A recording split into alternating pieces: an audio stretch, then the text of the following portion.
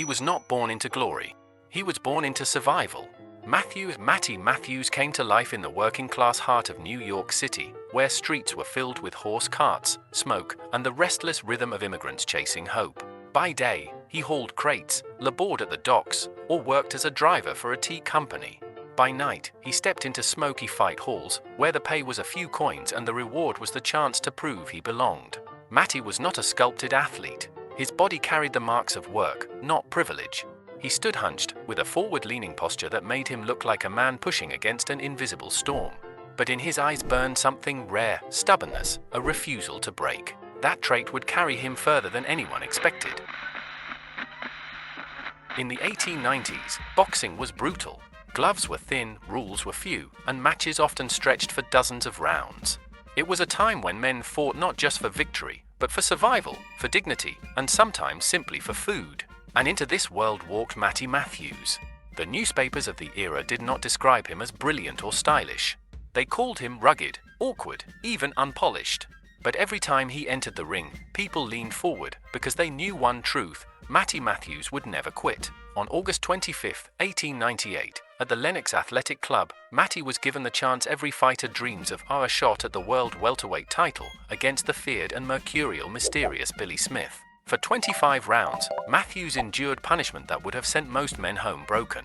He was knocked down, battered, but he kept rising.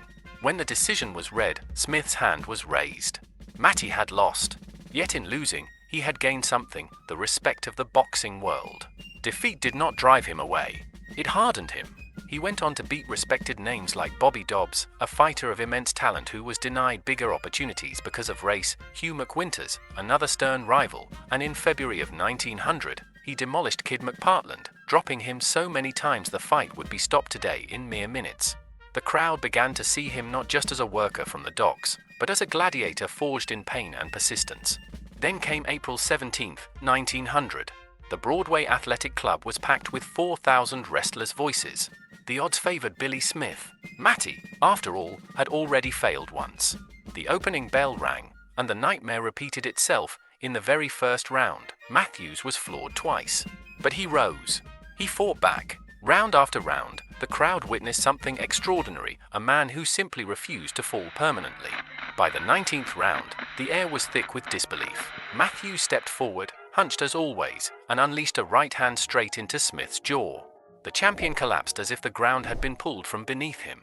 The referee counted. The audience erupted.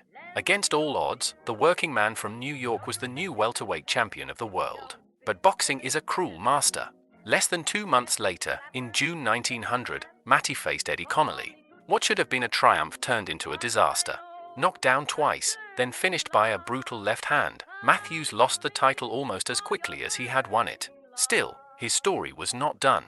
In October of that same year, in Detroit, Matty reclaimed the championship from Rube Ferns after 15 hard rounds. He became one of the first fighters in history to lose and then regain a world title, a testament to his resilience. 6 months later, the cycle turned again.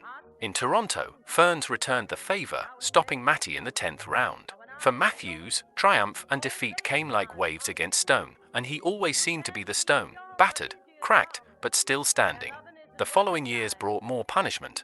He shared the ring with legends like Barbados Joe Walcott, the Demon, and the clever Kid McCoy. He fought with heart, but his body could no longer carry him past the finest men of the era. By 1906, after back-to-back defeats to Jimmy Gardner, Matty Matthews hung up the gloves. His retirement carried no fanfare, no riches, no parades. He returned to labor, to the docks and streets of New York, living out his years in quiet anonymity. To many, he became just another face in the crowd, another name fading in old record books. But those who had seen him fight remembered something different. They remembered a man who fell countless times and always got up. A man who, even when the world told him no, came back for another round. In 1948, at the age of 76, Matty Matthews passed away.